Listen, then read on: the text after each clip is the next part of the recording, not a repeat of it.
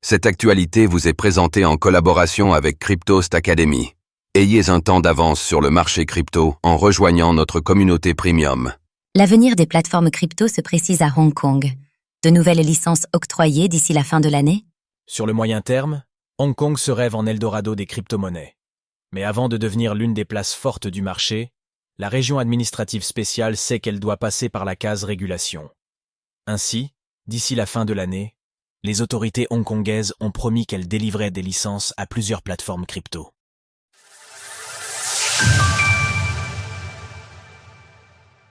D'ici la fin de l'année, de nouvelles plateformes crypto auront le droit d'opérer à Hong Kong. Ces derniers mois, les autorités hongkongaises et plus particulièrement la Securities and Futures Commission, SFC, ont pris le temps d'inspecter l'ensemble des candidatures envoyées par des plateformes crypto. Suite à cette inspection, la région administrative spéciale prévoit d'octroyer des licences à un certain nombre d'entre elles d'ici la fin de l'année 2024. Durant un discours prononcé lors de la FinTech Week de Hong Kong ce lundi, Eric Yip, directeur exécutif des intermédiaires de la SFC, a annoncé que la liste définitive des plateformes se voyant délivrer une licence serait publiée avant la fin du mois de décembre prochain. Durant l'année 2024, les échanges entre les régulateurs hongkongais et les plateformes crypto se sont intensifiés. En effet, le gendarme financier de Hong Kong avait constaté des pratiques insatisfaisantes au sein de certaines de ces entreprises suite à des inspections préliminaires réalisées en juin dernier. Ainsi, seules 3 d'entre elles avaient été agréées et 11 considérées comme potentiellement éligibles. La SFC a indiqué ces dernières quelle était la marche à suivre afin de se mettre en conformité avec la loi et obtenir le précieux sésame. Eric Yip a indiqué que globalement, les sociétés concernées se sont montrées compréhensives. Les différents candidats et leurs contrôleurs ont dans l'ensemble considéré nos commentaires et sont prêts à engager des ressources pour rectifier les problèmes et adopter une vision à long terme du développement de leurs activités dans un environnement réglementé.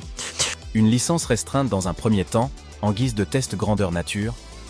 Toutefois, Eric Yip explique que les plateformes crypto concernées se verront remettre des licences pour des opérations restreintes. Avant de pouvoir obtenir un agrément définitif et non restrictif, les sociétés devront subir un nouvel examen réalisé par une tierce entité en collaboration avec la SFC.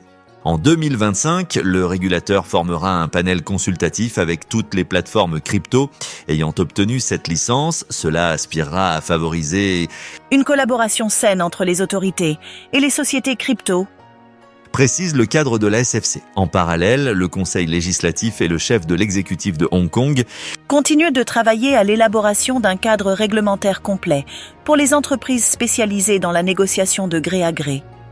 Affirme Eric Yip. À noter que de nouvelles lois relatives aux stablecoins devraient prochainement voir le jour dans la région.